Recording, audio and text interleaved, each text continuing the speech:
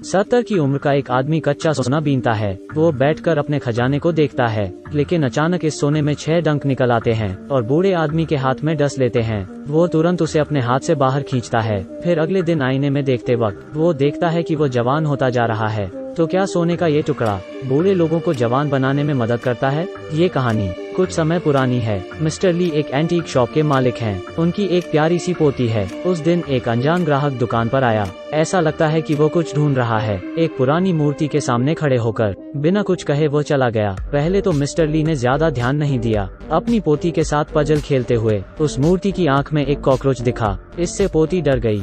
Mister ली मूर्ति पर कुछ बार मारते हैं और उन्हें पता चलता है कि मूर्ति भीतर से खाली है, इसलिए वो मूर्ति का बेस उठाते हैं। उन्हें वहाँ एक चमकता हुआ खजाना मिलता है। वहाँ एक बेवकूफ जल्दबाजी में आता है। वो मूर्ति की कीमत पर चर्चा किए बिना उसे खरीद लेता है। मिस्टर ली को लगता है कि ये कच्चे सोने कहीं आसानी से नहीं आए होंगे। वो उसे अपने हाथों में लेता और काफी देर तक अध्ययन करता है। वो उत्सुकता से उसमें मौजूद बटन को दबा देता है, लेकिन इससे कुछ भी नहीं होता है। इससे उनकी पोती को हंसी आ जाती है, लेकिन अचानक कच्चे सोने में से 6 डंक निकालते हैं और उनके हाथ में जोर से मार देते हैं। मिस्टर ली को काफी दर्द हो रहा है। वह जल्दी से सोना बाहर निकालते हैं और बगल में फेंक देते हैं। इस समय डंक भी प्रतिक्रिया देते हैं। रात तक मिस्टर ली को काफी भूख लग जाती है।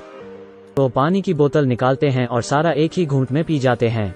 अलमारी में कच्चे मीट का एक प्लेट देखने के बाद भी वो एक और भी लेते हैं। वो तुरंत खिड़की पर जाते हैं। 93 साल पुराने उत्तर पश्चिम की हवा में सांस लेते हैं। अचानक उन्हें उनके घाव में काफी खुजली होने लगती है। वह चाकू से रगड़ते हैं, हाथ से खुजलाते हैं, अपने दांत से काटते हैं। घाव अब भी ठीक नहीं होता। जैसे कि उन्हें सोने की पुकार सुनाई दी हो, तो वो वहां जाकर सोना अपने हाथों में लेते हैं। सीढ़ियों पर जाते वक्त वो उसे आराम से उसे अपने हाथ पर रखते हैं, बटन को दबाते हैं। उनके हाथ में 6 डंक फिर से लगते हैं। सोने पर एक सुई निकल आती है, किसी बिच्छू के डंक की तरह उनकी नसों में घुस जाती है और धीमे धीमे उनका खून चूसने लगती है। मिस्टर ली सीढ़ियों पर लेट जाते हैं।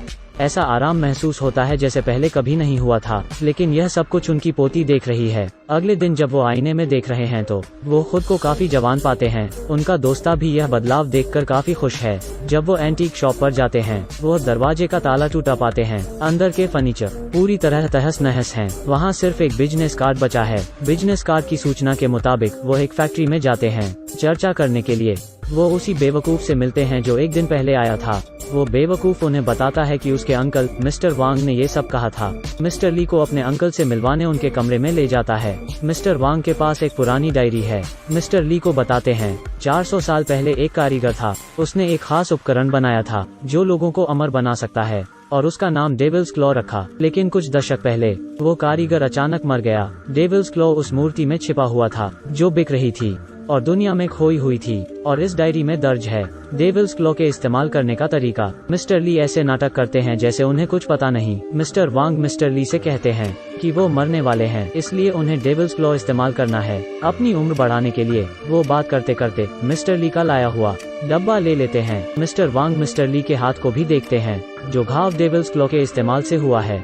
वो मिस्टर ली पर चिल्लाते हैं और उन्हें मूर्ख कहते हैं, क्योंकि उन्हें पता है कि अगर इस्तेमाल किया हुआ डेविल्स क्लॉ है तो इसकी कीमत चुकानी पड़ेगी। फिर वो बेवकूफ को मिस्टर ली को ले जाने के लिए कहते हैं, लेकिन बक्से में सिर्फ 2 टूटे ताले हैं। मिस्टर ली को अचानक एक चमकता हुआ सोने का खजाना मिल जाता है। पता चलता है कि बस रख देने से वो खून चूसता है और इससे आप पूरा तरह रिकवर कर सकते हैं। बाद में वो उस पर निर्भर होते जाते हैं, लेकिन इसके बाद उसे इसकी बड़ी कीमत चुकानी पड़ती है। उस दिन वो और उसका दोस्त नए साल का जश्न मना रहे हैं। अगले टेबल पर बैठा इंसान को शायद सुंदरता दिख गई है। उसकी नाक से खून नहीं रुक रहा है। मिस्टर ली अचानक खड़े हो जाते हैं। जाते खून की गंध उन्हें अजीब तरह से रोमांचित करती है, तो वो उस आदमी का पीछा करते हैं। जब वो टॉयलेट में पहुंचते हैं, जमीन पर बिखरा हुआ खून देखकर मिस्टर ली जमीन पर लौटने लगते हैं, उसे बार बार चाटते हैं। इस समय मिस्टर बेहोश हो जाते हैं। जब वो जागते हैं, वो उस बेवकूफ को अपने बगल में बैठा पाते हैं। वो मिस्टर ली कार से बाहर खींचता है और उन्हें मारता है। वो मिस्टर ली से पूछता है, इस डेविल्स क्लॉ का क्या काम है?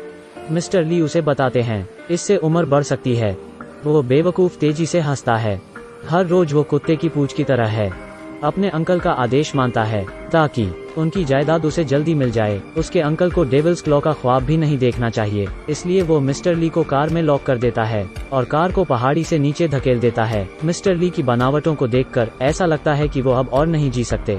बेवकूफ वाइन पीता है और ग्लास नीचे फेंक देता है और एक झूठा दृश्य बनाता है कि मिस्टर ली नशे में नीचे गिर गए। घर जाते वक्त एक बड़ी बेवकूफी, उसे लगता है कि सब कुछ उसके हाथों में है। वो आराम से बैठकर गुनगुनाता है, पैर की उंगलियों की खास सुगंध का मजा लेता है। तभी उसके अंकल उसे बुलाते हैं।